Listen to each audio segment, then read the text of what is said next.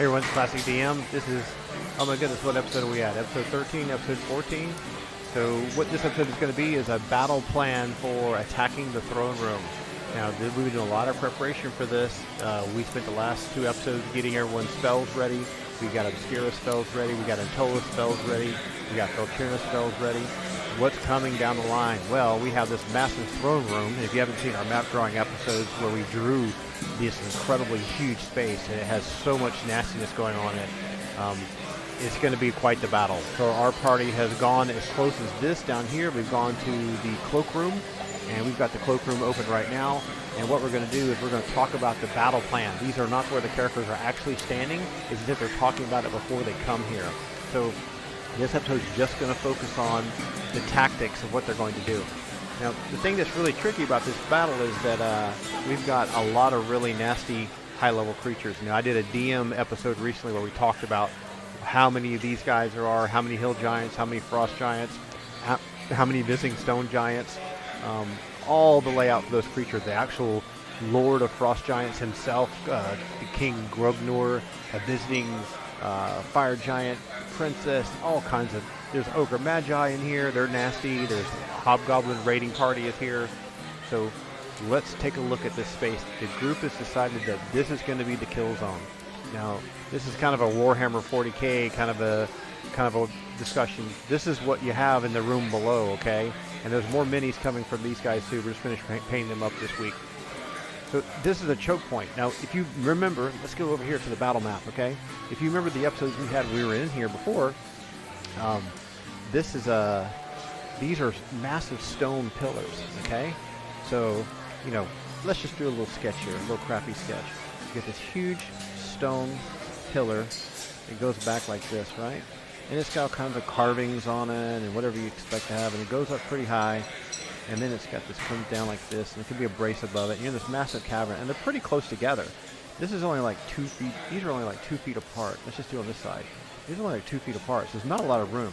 I mean, a player can't squeeze between this. So this essentially is completely blocked off.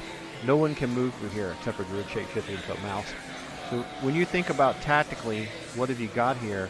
These are massive line of sight breaks. That means you only got 10 feet to get through here. Okay? So, you know, if you're a frost giant and you're going to come through here, you're going to come to this doorway, walk normally like this. You're going to be able to get through because you're just walking, normally. If you are a fire giant or something real shorter, you're not going to be much of a problem. So what we use for our campaign is we use these 1.5-inch diameter tokens for most of the frost giants and stuff like that. When you have somebody that's 18 feet tall, they're not 10 feet wide. So that's enough width for one character, one creature to go through at once. Now the reason why we did that is because what we're trying to represent with the, if you look at one of these characters from overhead, they're bigger in diameter with their poles and their weapons and shields and stuff, especially Zolars. I mean, look at him. He looks like he almost takes up the whole passageway. So we used to represent like the torso and not the arms sticking out and all that kind of stuff. So these stone pillars go up floor to ceiling.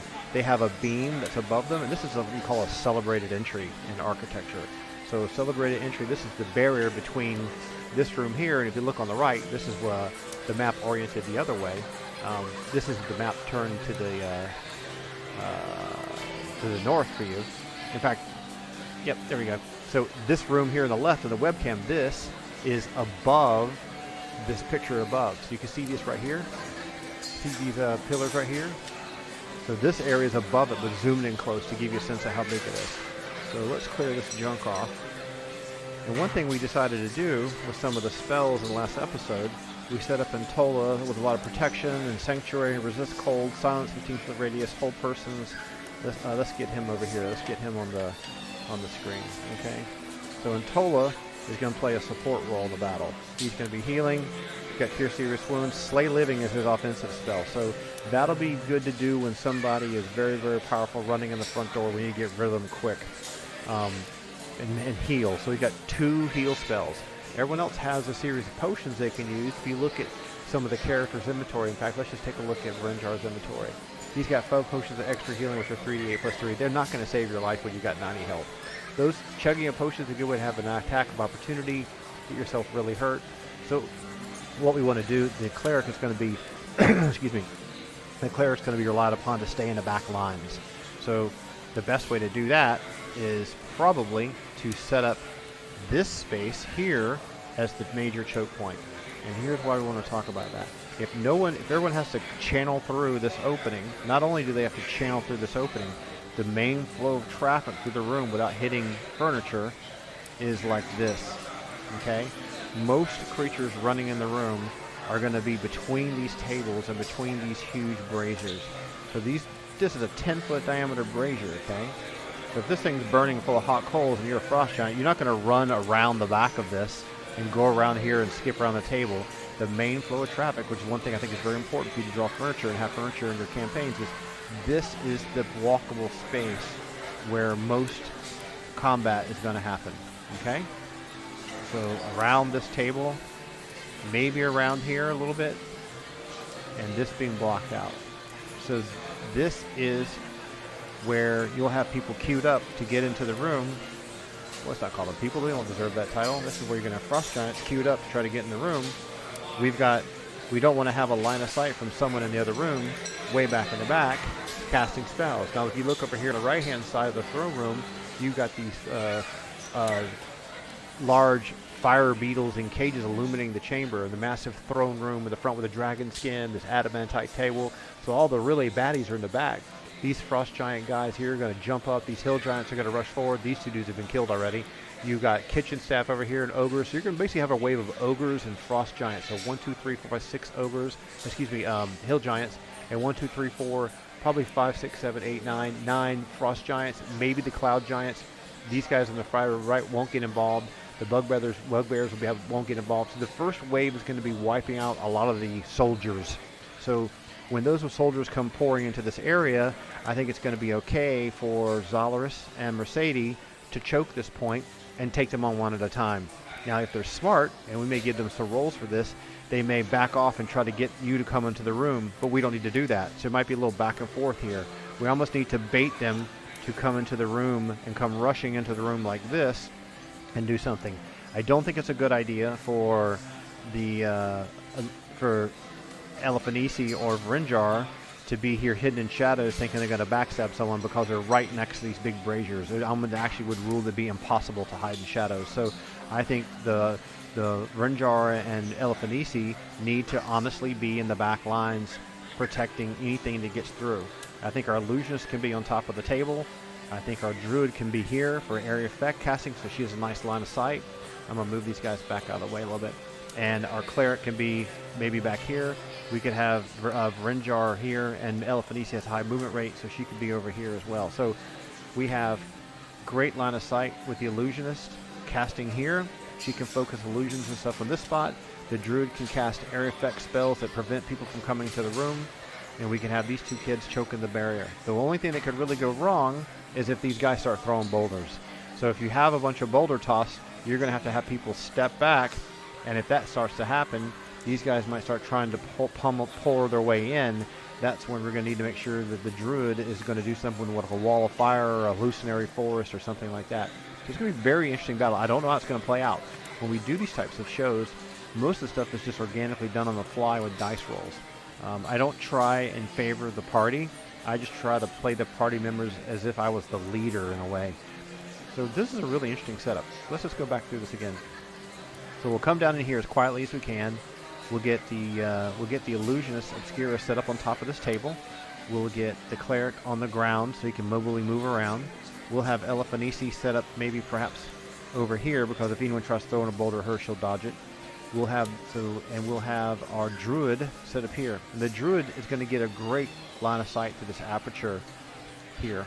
And the reason why that is almost all of her area effect spells, she's going to need to determine whether to cast them here or to cast them here. For example, if these front lines get broken through and Mercedes and Zalaris end up having to pull back or get separated and these guys start pouring in waves or they start taking too much damage, if we get overrun like this, then the druid can just cast some of these entangle on the ground and everyone can jump down at the table and run out this area. Another thing we could do is we could set a trap, a kill zone here, but this is a curtain. Another thing she could also do is she could cast hallucinatory forest here and block their path and everyone else could run through the forest. There's a lot of interesting things that can happen the design of the spaces really works against the frost giants, and it was never really intended to be that way. When we designed this space and did the map drawing episode, you may want to watch it. We were just thinking that, hey, let's create this interesting, cool, celebrated entrance for security purposes, because were frost giants sitting at these tables guarding this room. There was a guy standing here, and there was a guy standing here, and now it's going to work against them. But if you were on the other side of the coin, okay, let's do this. If you were on the other side of the coin, let's take a look at the map on the right. Say we got Mercedes here, and we've got Zollers here, and we got a couple of these frost giants. The hill giants are too dumb. They're not going to know. They're not going to realize that they're being choked. The frost giants may take a couple of rounds to realize that hill giant after hill giant's being killed. The frost giants probably will end up grabbing boulders and throw them.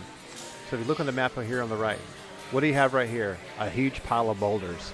So you might even have frost giants jump up on the table and start throwing boulders through the doorway. That's very nasty. I wouldn't want the druid to get hit with a boulder come flying through here and conk her in the head.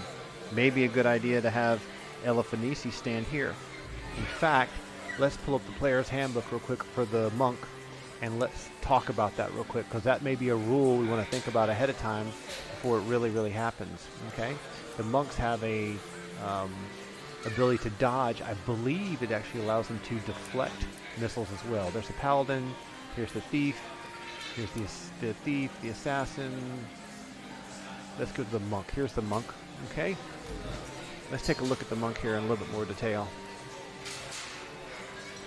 Alright. Open hand combat, open hand fighting, saving throws as thieves, open locks, their aesthetics, their theming, chance to climb walls, not chance, but the different titles, find and remove traps. This is the stun rule. There is an ability for them to protect themselves from normal missiles. Let's see if we can find this carefully. Okay, this is the introduction to the class here. This is the minimal stats. This talks about their lawfulness. Okay. Yes, they appear to be weak. They have special abilities. They cannot wear armor, can't wear shields, have defensive capabilities. Monks can attack the same as thieves. They add hit point damage experience for their weapon, their open hand damage. They talk about their open hand damage. Open hand combat talks about the stun. In the section here talks about the stun. Open hand fight allows the monk multiple attacks at such time once they get 4th level. They make saving throws as thieves. Here we go. This is what we're looking for. Let's read this chapter, this paragraph right here. In fact, we'll make it a little larger. Okay? Non-magical missiles, which means thrown boulders, which would normally hit, can be dodged or knocked aside if the monk is able to make his or her saving throw against petrification. So, what's it going to take for Elefanisi to make a saving throw against petrification? So she could actively, I know this sounds very heroic and crazy, she could actively stand in front of the druid. Her petrification saving throw is 50% chance to knock boulders aside. Now, let's think about that. The boulders, they're going to weigh 200 pounds. They're going to be huge. These aren't normal missiles. So these aren't bullets, bolts, arrows, thrown javelins, and thrown spears. Sure, she could dodge them. She could dodge a thrown boulder, but she's not going to get up there like Wonder Woman and knock a boulder aside. So in this situation, we need to be of common sense. So I don't think that's going to be a viable option. Going back to the battle table, if she's here and she's trying to dodge projectiles, the druid might not see the projectile coming, might splatter her up against the wall. That doesn't sound very good at all. In fact, a projectile might hit the wall and shatter and interrupt her spell casting. So I think what we want to do is we're going to hit Elefanisi down on the ground, and let's have her be a backup stunner for anyone that runs through. So when anyone comes running through the area here, if Zollers gets pushed back or Mercedes gets pushed back, Vrinjar can come support from this side, and Elefanisi can help stun anyone that goes across this battlefield area here. Okay. So that sounds like that would work pretty well. So if we have a lot of missile throwing going on, say we have hill giants being killed, the first giant's here, the second giant's killed, frost giant steps on top, maybe another one pushes through, maybe this guy pushes Mercedes back and she rolls a 1 and flubs. Vrinjar can step to this side, she can step to this side. These two can close the gap. It's almost like a pincher move from Stalingrad. These two can pinch in like this and provide support for anything rushing in to protect this back line here. So we want this back line well protected. So that's a good positioning for Vrinjar and for Elefanisi. Unfortunately, neither one of these have missile attacks, so they won't be able to do anything initially in the battle until something pushes through the lines. Now, how could this go wrong? A real problem that could go wrong was that your main melee damage dealers are up in the front and your cleric is in the back. It may be a good idea to have one warrior in there with the cleric nearby like this, and one warrior here, and have them rotate out like in EverQuest, rotate out position wise as to who's in the front and then who's in the back. So he could be here with his glaive standing back, and our cleric could be back here. Cleric could be popping in and out, so she's casting spells, he's casting spells. I think that's a better solution because she's using a two-handed sword, he's using a glaive. They could be able to block this whole 10-foot wide passageway. I don't think that these guys would be able to push through. This way, we don't have both of them side by side with limited movement, and they can she can pretty much cover this whole passageway. Now, with that being the rule, then when someone swaps out, they're going to need to take a step back for heals, so maybe the cleric needs to be about here behind this blazer, and the flames of this would keep him, and she can look over his head and cast illusions. She can look over her head and cast her spells. Eliphanisi and Brinjar just backup protection for these back lines. I think that'll look like a good plan. What do you think? So if you got a question or comment, leave it on the YouTube channel, and we'll see what we say. I think this is going to be an exciting battle. I think one thing we're going to need to do is we're going to need a bigger table. I think we're going to need to come up with some kind of way to handle this other room, because this map is big. I'm just going to show it to you again in case you've forgotten. Get this fire hazard out of the way. Let's get these kids put over here for the time being, okay?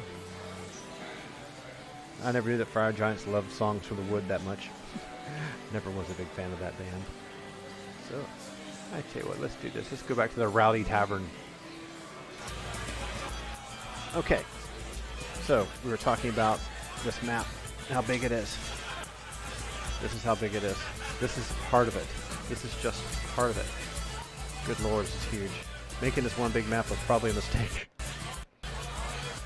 So, here's this part here, right, that connects to this down here, right? And here's the first area. I may have to detach these to handle the battle. In fact, what I'd love to do is have another table that covers the whole room and just have different cameras at point. I might just do that. It's Christmas coming, right? So you're gonna have all these giants and stuff whipping through here, coming through this opening. You've got all these guys going to jump to the attention here. We'll probably need to untape this battle map here and have two battle maps. And if the party ends up going into the room, then we can pull this other side area in. So I think we'd probably be okay with just doing this one side. Pretty nasty, a little crinkle bit down here. This is just one part of it. And this doesn't even cover the throne itself, which is way back down here, way down at the end. So you have this massive throne room. This lines up with this table here like this, right? So you have this big, crazy, huge throne room. And you can see my board doesn't even cover it all. It's not even enough room. So it's going to be a really fun battle. I'm really looking forward to this. It's probably the biggest battle I've ever run in any D&D campaign, except years and years and years ago, a buddy of mine used squad leader rules to do kind of like a traveler snapshot battle for an attack on the Drow house in the Vault of the Drow. But we were 13, so we didn't know what we were doing very good. Alright, that's it for this episode. This is our tactical plan for this battle. We hope that everyone likes these ideas. I'm going to take a picture with my phone so we have this mapped out. So we're going to put the Druid up here. We're going to have Zalos and Mercedes are going to switch off who's in the front line. We're going to have the illusions on top of this table. Brinjar's going to be over here. Eliphanisi is going to be over here. Cleric's going to be here. They're going to stagger like this. We'll probably end up having hill giants initially, like this. Maybe a frost giant back here, frost giant back here. And this is going to be swapped out here. So here's what we're going to do. We're going to have line of sight here. Whoops. So she can see this. She has a line of sight here. These guys are going to control this from the back. She can control this. These two are going to switch in and out. And with this cleric casting heals here. That's pretty crazy, man. Pretty cool. Pretty crazy. Where's my phone when you need it? Alright, I'm going to take a picture of my phone, and we got everything we need for this episode. Hope you had fun. As always, leave a comment if you want to share what you think about the fight. Get ready for this throne room. It's going to take me a while. I've got a couple more minis I want to paint for this final battle that I want to have to represent these three baddies up here. I don't have a stone giant. I may have to use a token for that. And boy, this is going to be nasty. Huge battle. I may need to try to get another camera and get a bigger table. we'll see how it goes. In the meantime, I hope you have fun, and let me know if you have any questions or feedback, and we'll talk to you soon. And if not, we don't see you before Christmas. Have a great, great holiday. Talk to you soon. Bye-bye.